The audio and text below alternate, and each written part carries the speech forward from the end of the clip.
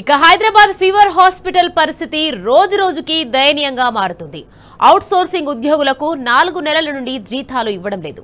అడిగితే సస్పెన్షన్ అంటూ బెదిరిస్తున్నారని ఆవేదన వ్యక్తం చేస్తున్నారు. దీంతో మరో దారి లేక అవుట్ సోర్సింగ్ ఉద్యోగులు ఆందోళనకు దిగారు. అటు సర్కారు పట్టించుకోకపోవడంతో రోగులు నరకయాతన పడుతున్నారు. గంటల తరబడి క్యూ లైన్లో నిల్చొండాల్సి వస్తుందని ఆవేదన వ్యక్తం చేస్తున్నారు.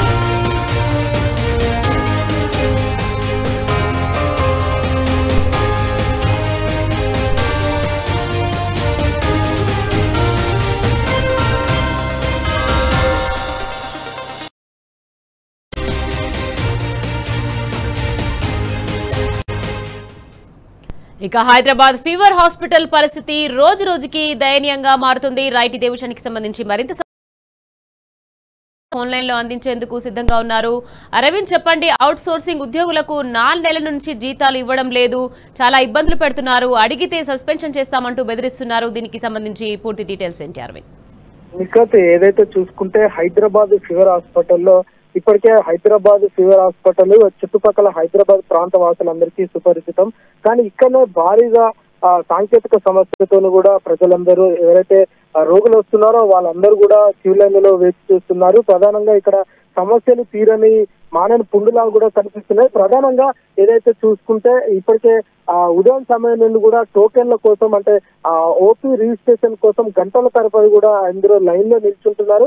అటు ప్రభుత్వం పట్టించుకోవట్లేదు. మరి ప్రధానంగా చూసుకుంటే ఒక వైపు ఏమో టెక్నికల్ గా ఇష్యూ వస్తుందంటూ బ్లాకులు తిప్పడమే కానీ ఎలాంటి సమస్య కూడా పరిష్కారం లేదంటూ కూడా ఇప్పటికే వాళ్ళు ఆవేదన వ్యక్తం చేస్తున్నారు. మరొక విధంగా చూసుకుంటే మాత్రం ఉదయం సమయంలో కూడా కొంచెం సాంకేతిక సమస్యలు కూడా తలెత్తడంతో ఆ పేషెంట్లు అందరూ కూడా రోగులు కూడా భారీ క్యూ లైన్ లో కూడా నిల్చోవడం జరిగింది. అటు ఆ అధికారులకు ఎన్నిసార్లు మొరపెట్టుకున్నా కూడా ఎలాంటి చర్యలు కూడా తీసుకోపోలే. కనీసం గత ప్రభుత్వంలో ఇచ్చినట్టు ఓపీలు ఏమన్నా సాంకేతిక సమస్యలు వస్తే వెంటనే వారికి ఓపీలు చిట్టు పైన రాసిచ్చేది. కానీ ఈసారి అలాంటి చిట్టులు కూడా ఏం లేవు. తప్పకుండా మీరు లైన్ లోనే వేచి ఉండాలంటూ కూడా హాస్పిటల్ సిబ్బంది కూడా ఒకవైపు తెలుస్తుంది. మరి ఏదైతే అక్కడ నిర్మాణ పనులు కూడా ఎలాంటి నిర్మాణ పనులు కూడా చేపట్టలేదు. మరొక విధంగా చూసుకుంటే ఉద్యోగులకు కాంట్రాక్ట్ గానీ అటు అవుట్ సోర్సింగ్ ఉద్యోగులకు కానీ 4 నెలల నుండి కూడా పెండింగ్ జీతాలు కూడా ఇస్తలేరంటూ వాళ్ళు ఇప్పటికే ఆవేదన వ్యక్తం చేశారు. ఏదైతే ఉద్యోగ సంఘం యూనియన్ ఉందో ఆ యూనియన్ ఆఫీస్ లో కూడా ఈ రోజు ఉదయం సమయంలో కూడా అక్కడ పేషెంట్ కేర్ కు సంబంధించిన ఉద్యోగులు కానీ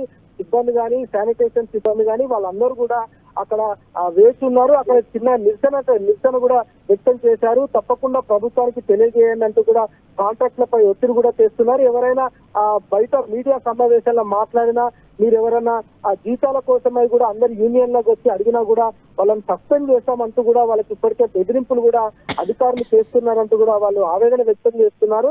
మొత్తానికి హైదరాబాద్ ఫీవర్ హాస్పిటల్లో అంటే సామాగ్రి, అంటే ఏదైతే అక్కడ ఉన్న పరికరాలు, అటు బీపీ మిషన్లు కానివ్వండి, అటు డయాగ్నోస్టిక్ సంబంధించిన మిషన్లు కానివ్వండి, అవన్నీ కూడా గత ప్రభుత్వం టీఆర్ఎస్ ప్రభుత్వంలో ఇచ్చినవే. ఇప్పటికీ కాంగ్రెస్ ప్రభుత్వం ఏర్పడ్డ తర్వాత కూడా ఒక్కటి కూడా కొత్త సామాగ్రి వచ్చింది లేదు, కొత్త మిషన్ కూడా వచ్చింది లేదు. ఏదైనా డయాలసిస్ సంబంధించిన బ్లడ్ శాంపిల్స్ ఇచ్చినా కూడా వారమైనా కూడా ఎలాంటి రిజల్ట్ రాకపోవడం, మా రిపోర్ట్లు కూడా ఇవ్వలేదంటూ కూడా వాళ్ళు ఆవేదన వ్యక్తం చేస్తున్నారు. అటు అధికారులు పట్టించుకోవాలి, ప్రభుత్వ యంత్రాంగం పట్టించుకోవాలి.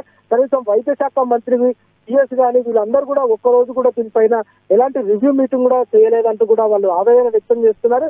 ఒకసారి హైదరాబాద్ ఫీవర్ హాస్పిటల్ అంటే తెలంగాణ రాష్ట్రంలో అన్నిటికైనా ఫేమస్ హాస్పిటల్. కానీ ఇలాంటి హాస్పిటల్ ప్రభుత్వం ఎందుకు పట్టించుకోవట్లేదు అంటే టీఆర్ఎస్ హయాంలో ఏదైతే మంజూరైన నూతన బిల్డింగ్ కూడా నేడు కాంగ్రెస్ ప్రభుత్వానికి నోచుకోలేకపోతుంది. కట్టెలు మట్టి కూడా పోయలేదు, ఒక ఇటుక కూడా పేర్చని పరిస్థితి కూడా కనిపిస్తుంది. ఏదేమైనప్పటికీ కూడా హైదరాబాద్ ఫీవర్ హాస్పిటల్ ని వైద్య ఆరోగ్య శాఖ మంత్రి కానీ అటు రాష్ట్ర ప్రభుత్వం కానీ దానిపైన పట్టించుకొని తగిన చర్యలు తీసుకోవాలంటూ కూడా ఆవేదన వ్యక్తం చేస్తున్నారు. Right, thank you Arvind.